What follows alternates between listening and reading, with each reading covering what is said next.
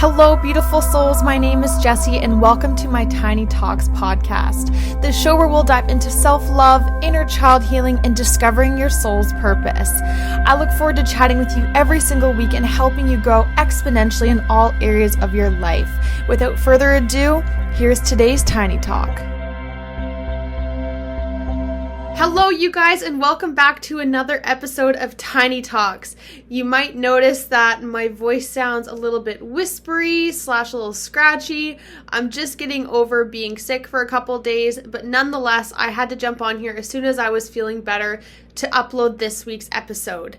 And although I've been feeling a little under the weather, I must say that my mind still continues to spiral with ideas and just content. And as I get different messages sent to me, I just always am so pulled to come share with you guys. So I'm so excited that after a couple days of sitting down and reflecting on my phone and in my mind, I'm now able to come and talk to you guys and share this content with you guys. So for today's episode, this is actually kind of digging into an event that I'm going to be speaking at on Tuesday. So I'm going to be speaking at a mental health event called Pause at a local school on Tuesday, and I am beyond excited to go and share my story and a little bit of information with all these youth to hopefully enlighten that it's okay to have mental health issues. It's okay to work on ourselves, to educate on self-love and inner child healing and all those things. And I really felt like I should share this content not only with these youth, but also with you guys as well, because I think that this is a message that can really benefit anybody, no matter what age you are. And so today's episode is prefaced around why a healthy relationship with ourselves is so crucial to be successful. And today's episode is going to be a little bit different because typically I like to leave you guys with a couple different ways to work towards that. But for today, what I'm going to be doing is sharing a little bit of my story with you guys, because I've recognized that I haven't really shared my whole story of why mental health is such a passion of mine and why I'm so deeply rooted in wanting to share and educate and spread awareness on trauma and mental health, is because I have a lot of these past experiences in my life that I know for a fact have made me into who I am today, and I want to make sure that I'm sharing all sides of me with you on my podcast, because at the end of the day, I truly do respect and honor each and every one of you, and I think that it's not only impactful but also beneficial to know where the voice that you're listening to came from, what my backstory is. This is all about building a relationship with each other and trust. And so before we get started, basically on the preface that I shared, so why a healthy relationship with yourself is so important to be successful, I want you guys to just reflect for a moment on how many of you feel you have a healthy relationship with yourself. And I really want you to trust your gut here when you ask yourselves that question. What is your instinct telling you? There is absolutely no wrong answer when it comes to this question. This thing with self-love and self-confidence and a healthy relationship with ourselves is that all we can do is begin to meet ourselves where we're at. Just like anything in life, we can't go back and change how we used to treat ourselves, but we can begin to bring more consciousness and awareness to how we treat ourselves in the present moment and moving forward. The next question that I want you to ask yourself is, how do you know this? How do you know that you have a healthy relationship with yourself? If you answered yes to that question, that you do have a healthy relationship, how is it that you know this? What evidence do you have that backs up that you have a healthy relationship with yourself? There likely was something that came to your mind when you asked yourself that question. So what is it? How do you know that? And I want you to hold on to that throughout this presentation. The third question that I have for you all is, how deeply do you feel that you can deepen that relationship even more? So if you answered yes, that you have a healthy relationship with yourself, you answered a couple reasons on how you know that. Now I want you to ask yourself if you feel that you can deepen that relationship even further. So if you already have that relationship, can it excel? Can it flourish even more so? And if you answered that no, you don't have the healthiest relationship with yourself, do you believe that that's a journey that you can personally begin? And where are you at with that? So now that you've all answered those questions, I just want to take a moment and do a check-in. And I'm going to be doing check-ins a couple times throughout this podcast. And the reason that I'm going to be doing that is because when we start to develop a relationship with ourselves, it really does begin with checking in with ourselves of where we're at. How are we feeling? How are our emotions? Are our cups filled? Right? Have we met our basic needs? It's so important that we check in with ourselves on a day-to-day basis to see where we're at. This isn't only beneficial in the moment, but also to prevent long-term burnout, of feeling frustrated and overwhelmed and tired because we're overworking ourselves. So right now, I want you to just ask yourself, what are you needing? Are you needing anything? Are you nourished? Have you drank water? Are you feeling restful? What's going through your mind right now? What's going through your body? What is being communicated with you? And I want you to hold on to that as I move into the next portion of today's episode. So I'm now going to take you down a bit of my story. And I'm going to take you back roughly 10 to 13 years ago. So this was when I was 10 to 13 years old. And this was really the peak of me remembering feeling a lot of the feelings that I'm about to share with you.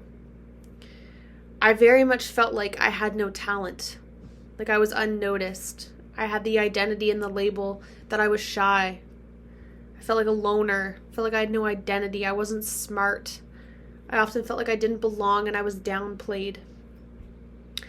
And I began to feel all these labels, and they began to shape my identity from really, really a young age. All of these labels at such a young age led me to holding myself back because I didn't have the belief in myself that I could do anything differently. I truly thought that I would feel like this my whole life. The ironic thing is, though, is that no one seemed to notice that I felt this way. I was very good, even from a young age, of faking my emotions, pretending to be okay at the expense of other people's happiness. It always made me super uncomfortable when those around me felt icky or out of place or sad. And so I was always very good at masking my own emotions. This definitely made all those things I was feeling become worse. Because as I'm going to share with you later, which is the definition of self-love, I jeopardized my own self-being and happiness, again, to make other people feel comfortable. This led me to hold myself back in so many areas of my life. I minimized myself so much because I held on to all those 8 identities I shared with you so intensely. Now reflecting back, I can recognize that all those things that I was doing and all the things I was feeling was very much a learned behavior, and it was a survival mechanism. I can recognize now that me feeling all those emotions was a way to protect myself, because that meant that I was safe if I was in those feelings. And to get outside of that was very overwhelming to me. But now coming back to that was a learned behavior. And so growing up, my mom would never really cry in front of me or my brother. She was definitely someone who I viewed as the strongest woman in the world, and I still do to this day. However, she would often minimize her emotions because she didn't want me and my brother to ever see her upset. And I have so much empathy in my heart on why a mom would want to do this to their child. However, after studying psychology in the brain, I can also recognize that when we do that, we're shaming crying and we're shaming feeling our emotions. It often makes a child feel like they also have to suppress and hide their emotions because it isn't normal to communicate that with their family members. And so I learned from such a young age, even though it wasn't intentional, that suppressing everything and keeping everything hidden was the right and only way to do things. So continuing on from suppressing my emotions, I was never really strong in school. I mean, in middle school I got by, but at the end of the day I just wanted to be a kid. I couldn't wait to come home and play in the forest around my house, go and explore, play Webkins on the computer. I couldn't wait to do all these things, so I would just rush through my homework.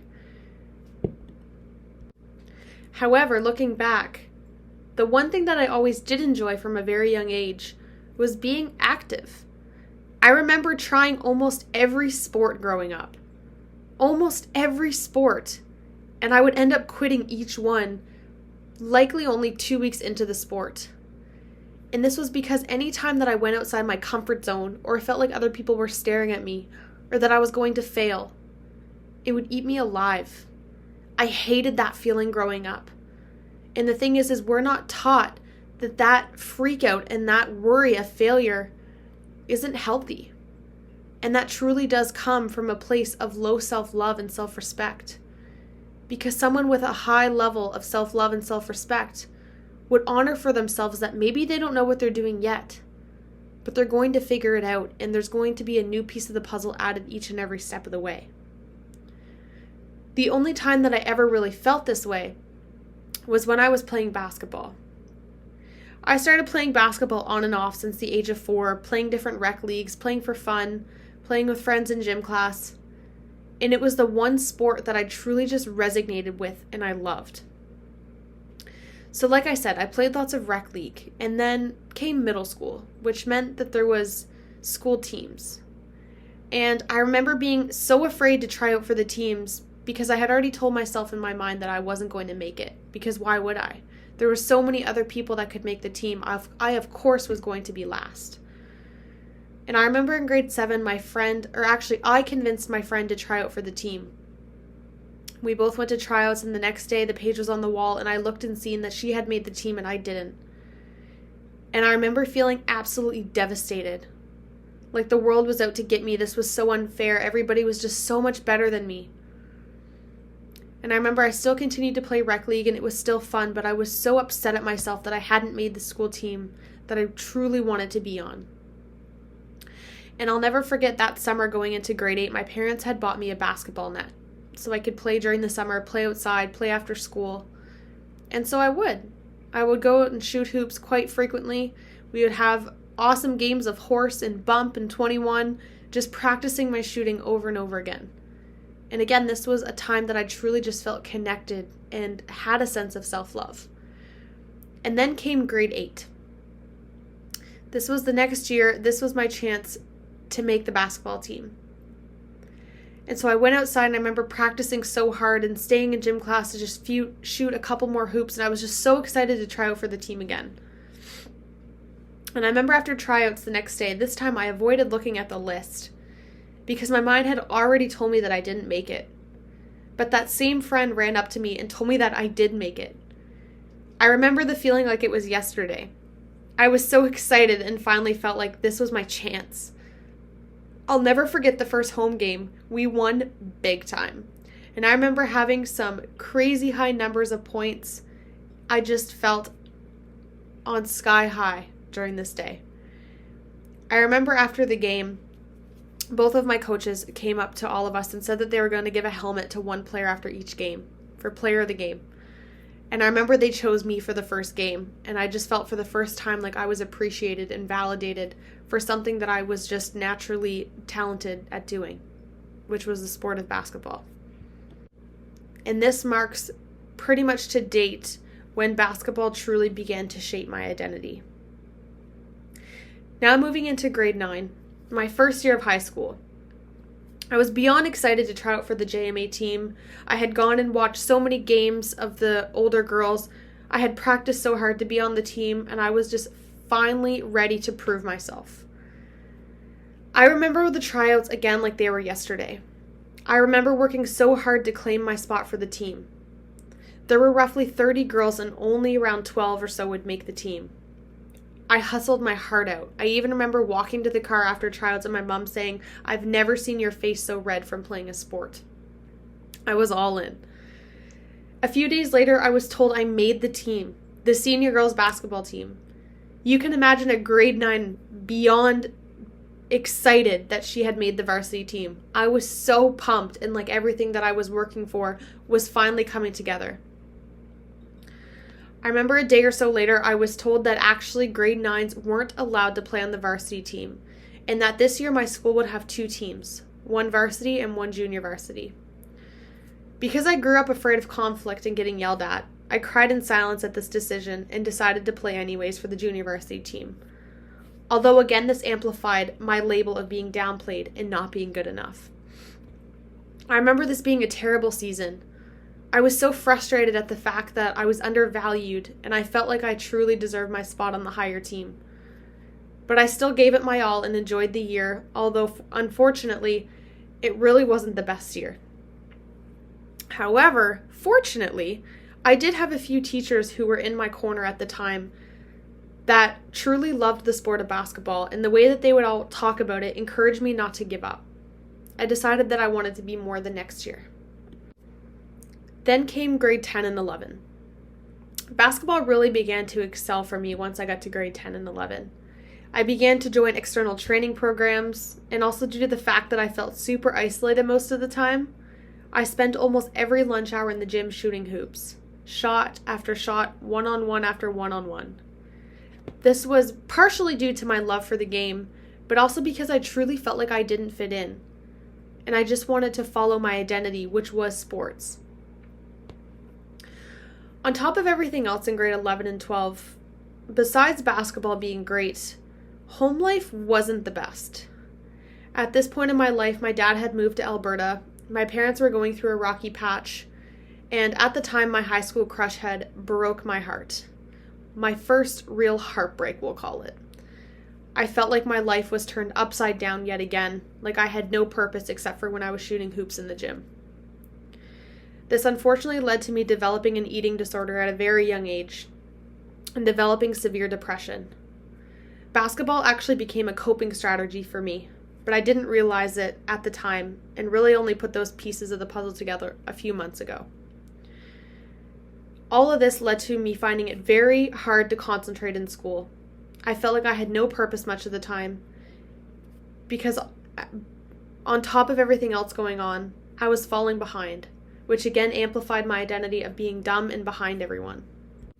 Now, looking back now with a new lens, I can pause here and reflect that what I now see looking back at this picture, it is just a young youth who is hunting for connection, who is hurting for someone to validate me. I felt undervalued and unseen. As individuals, from the time we're born, all we want is to be seen, heard, loved, and validated. Unfortunately, all those in my life that could give that to me didn't have the capacity, and I used to blame myself a lot for that. At the time, the only person I felt safe enough to talk to was the guidance counselor. He would check in with me frequently to ensure my eating disorder was okay and that life at home was okay. I truly do believe that this one person was my saving grace and gave me the push to continue on the journey of life that I'm still so thankful for to this day. Now let's jump ahead to grade 12, now that you know a little bit about my past. Let me just say that this is kind of the start to a brighter story. So grade 12 was the year that I felt on top of the world. However, thinking back just a little before, the summer before grade 12, I remember I did a lot of self-reflection of what was to come next. What did I want to learn when I graduated? What was my purpose? Right? That's the year that we're all so focused on what's to come next, which can cause a lot of anxiety, but for me was very exciting. And I recognized in doing all this self-reflection that sports was the one thing that I was sure of. It's the one thing that I knew I wanted to keep in my life. So I began to search for opportunities to continue with basketball once I graduated. I decided to apply to universities and send videos of me playing to different coaches. I ended up having 2 universities interested in me. I went to tryouts in Fort McMurray, Alberta, and made the college team there. This was exactly the self-esteem push that I needed to continue on the next chapter of my life. Because of this new sense of love, self-love, self-confidence, and appreciation, I began to show up differently. I played on every sports team in school. I joined student council and grad committee. I focused on my grades and got extra help every chance I got, except math. I would never get extra help for math. But I was really showing up differently. After making that team, there was just a push in myself of self-love, like the world could not touch me if it tried. And that is the difference between self-love and self-hate, is that when we're operating at a state of self-love, we're there for ourselves. We're cheering ourselves on. We're our biggest advocate. When we're operating at a sense of self-hate, we often just view anything and everyone as a threat and as a hatred that is out to get us. And I didn't recognize it at the time. But that belief in myself, again, was the only difference between depressed Jessie and ambitious Jessie. I had it within me all along. I just didn't believe it was possible. Self-love and a healthy relationship with yourself is absolutely crucial to flourish. Because without self-belief, you won't take risks. And without risks, you'll stay in your comfort zone. And without getting outside of our comfort zone, we will never grow. I now want to take you ahead to my first year of college, so after graduation. So continuing my grad year, I ended up finishing my grad year on the principal's honor roll, which is something that I did not see coming, although I did put in a lot of work to make sure that that happened. My grad year, we ended up winning a banner that is now proudly hung in the gym of winning a home tournament. At this home tournament, I remember winning a 3-point championship contest and a Player of the Game award 2 times in the same weekend. I graduated Female Athlete of the Year that year, and I just felt so excited, filled with so much self-belief for the first time in my life. Although it was very refreshing and nice, I will also say it was super scary and super nerve-wracking for me, as this was such an unfamiliar feeling. And I often get the feeling like I was cocky or arrogant because I was succeeding. And I think that we grow up downplaying ourselves out of fear of other people judging us for being successful. Where if you think about that, it makes absolutely no sense. We should want to be the best version of ourselves, and those who love and care about us should want that for us as well. But we also have to learn as individuals to accept that for ourselves, that if we do something great that we work towards, that does not make us selfish or arrogant. That should make us proud individuals of all that we've accomplished and all the work that we've put into something. So speaking of all the work that you put into something, I'm going to now skip ahead to my first year of college. And unfortunately, this sky-high story that had been built up to such a positive story is now going to take a little downturn before I'm going to go up again. So 2017 was the year that I still remember having being the lowest moments of my life. However, it was also the year that shaped me into who I am today. Playing college basketball was my biggest achievement and biggest goal growing up, but is now to this day still my biggest trauma that I hold. Unfortunately, I had a coach that was very belittling. He would call me names, he would talk down on me, very, very emotionally abusive. It was almost like he knew all my weak spots that I had grown out of, and he amplified them even more. He would take my identity one sentence at a time, saying things like, "You're not a basketball player. You're not a 3-point shooter. Why are you always crying? Toughen up. You shouldn't be crying. This isn't high school." Often placing blame on me in front of everybody for things that were out of my control. I remember crying before each and every practice and each and every game in my car, in the fear of what he would yell at me for that day. I began to develop a trauma response without realizing it.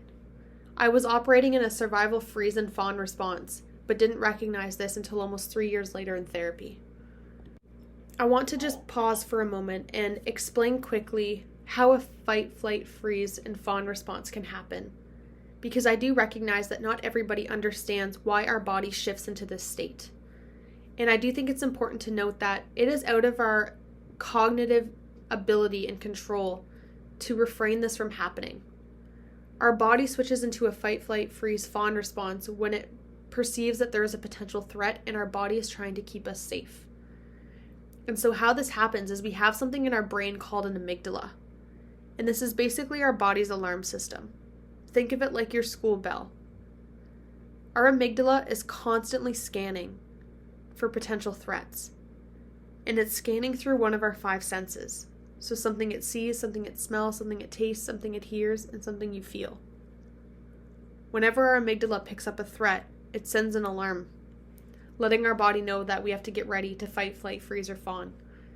So what this does is it turns our prefrontal cortex, our thinking part of our brain, offline, meaning that we're now acting out of impulse.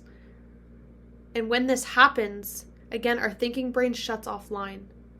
So our body is doing what it thinks is best at that time. And the thing is we don't get to choose which state we go into.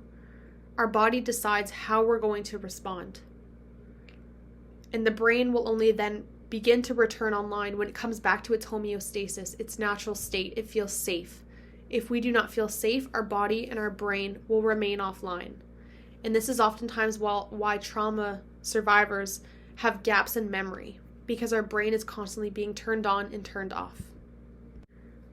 So after explaining that, I can now explain that I was operating all the time out of a state of freeze and fawning.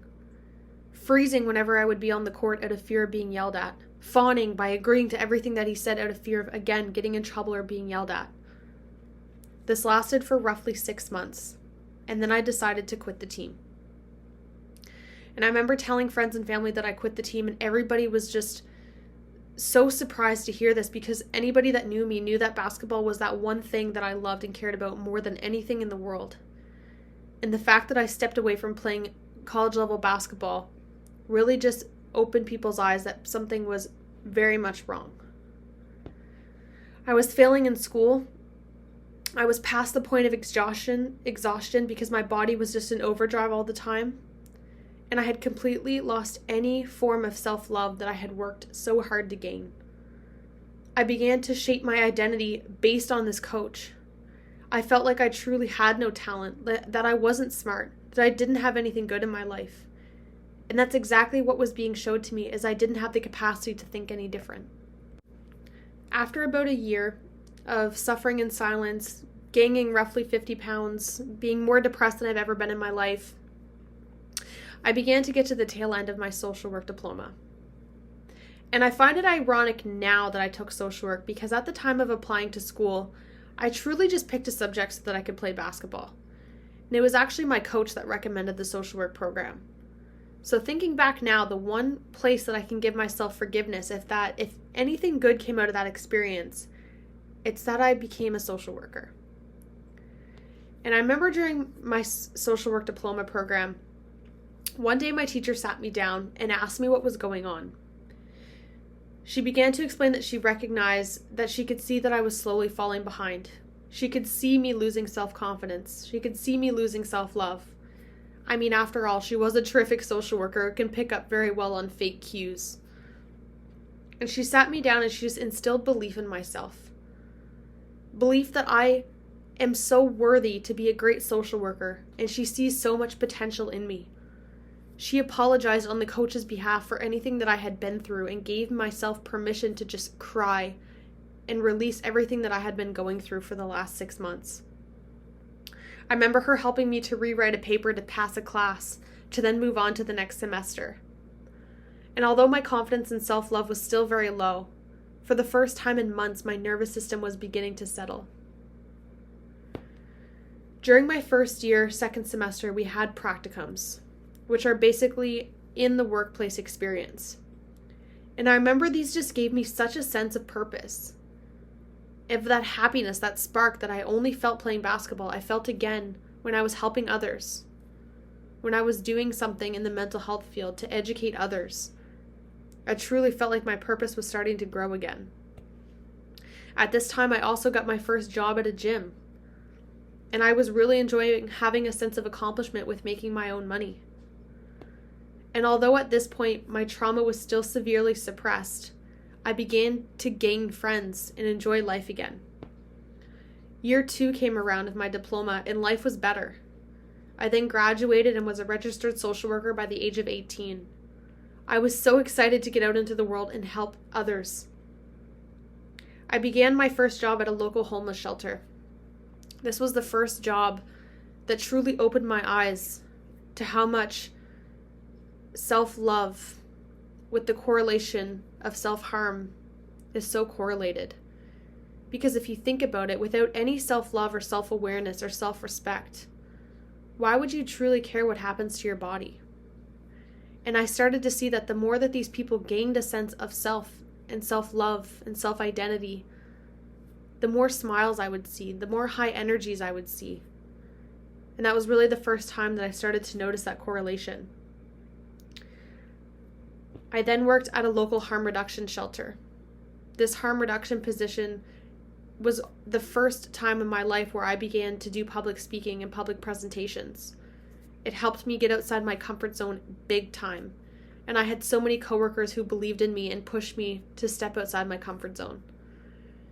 I then decided to apply for a job at another local nonprofit. This was a nonprofit whose mission was to help support and educate folks affected directly or indirectly by sexual assault and domestic violence. I remember applying for this job knowing in the back of my mind that I was not ready to do any type of work like this. But something in my heart just pulled me to apply. So I applied for this position and found out that I got it. This position included me working one-on-one with folks who have experienced, again, directly, or maybe a family member or a partner of someone who's been affected by sexual assault. Although this job helped me grow more than any job I've ever had in my life, it also was the first time that all my suppressed traumas began to surface. As I learned more about trauma in the mind and the body and how it works, and hearing people's stories, I could notice my body, the more I worked in this position, start to become overwhelmed, felt threatened. All my traumas were beginning to come up at once. At this point, I decided enough was enough and I went to therapy. I went to therapy for roughly 2 years straight. It was at this point that I was clinically diagnosed with PTSD from my basketball experience from that coach. And hearing those words that I had PTSD, although it was scary, for the first time, it just gave me that permission that wasn't my traumas to carry. That was his to carry. I had done the work on my end to surpass that and to grow into the best version of myself, and I didn't want to carry that weight anymore. Now moving on into 2020, it's actually a funny story. So Fort McMurray really didn't have many resources at the time. This was during the pandemic, and there was really not much to do. But I found out that we got a Dollarama.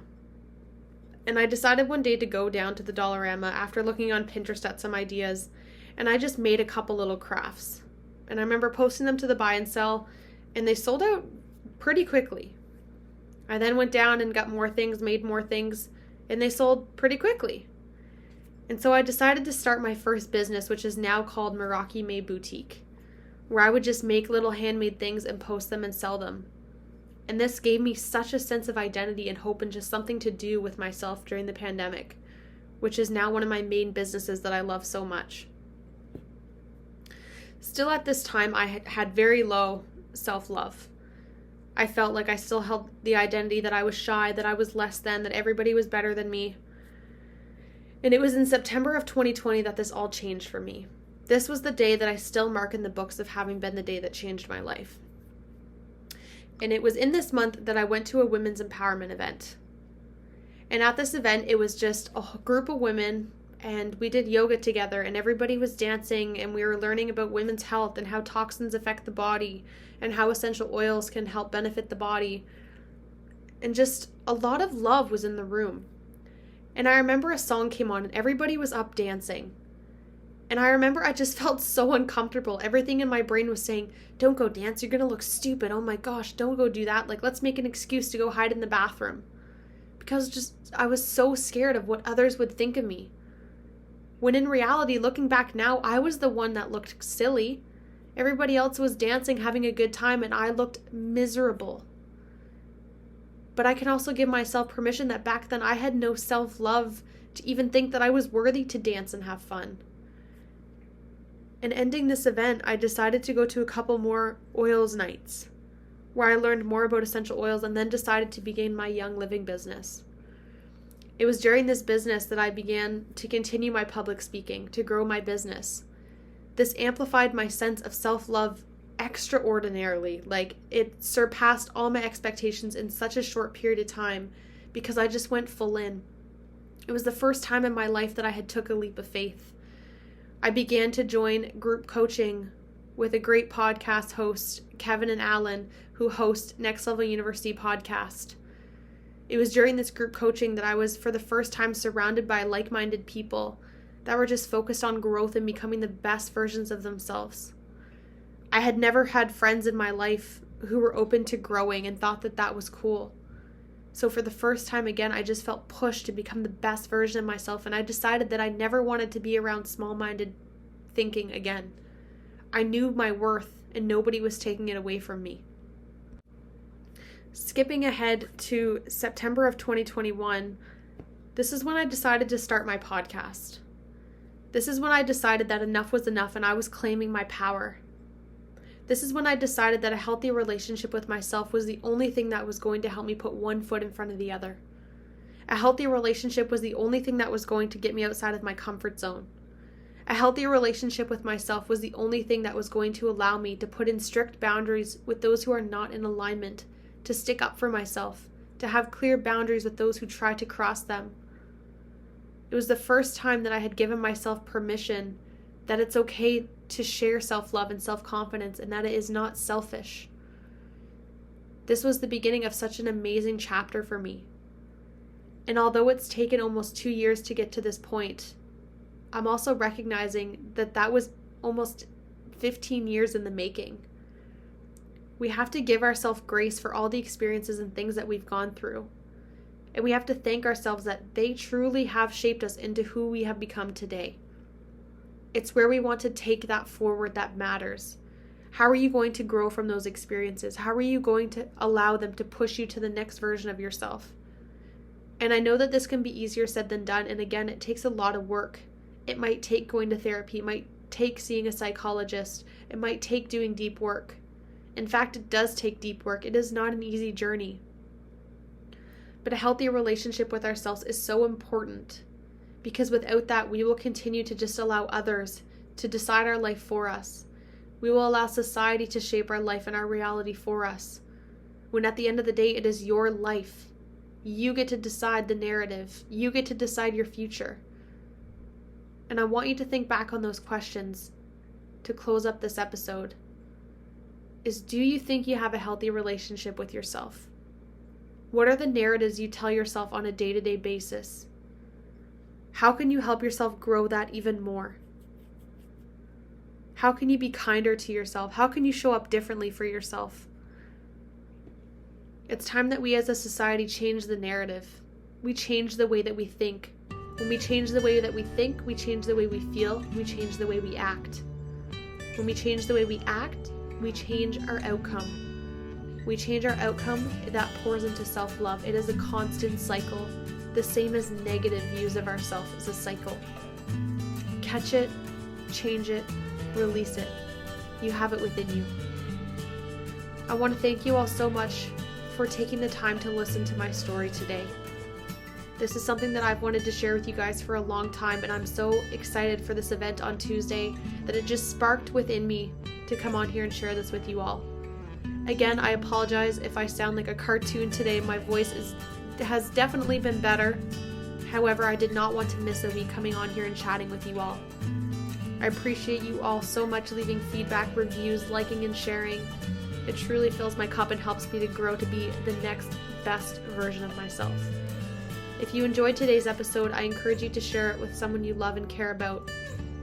If this helped you shift your thinking or to think any differently or to gain any self-awareness, tell me about it below. I would love to learn. I would love to connect. And I look forward to chatting with you all next week. Bye, you guys. Thank you all so much for tuning into this week's episode of Tiny Talks. If you're looking to connect, you can find me on Instagram at JessieBrown13. I look forward to chatting with you all next week. And remember, get out of your head and into your heart.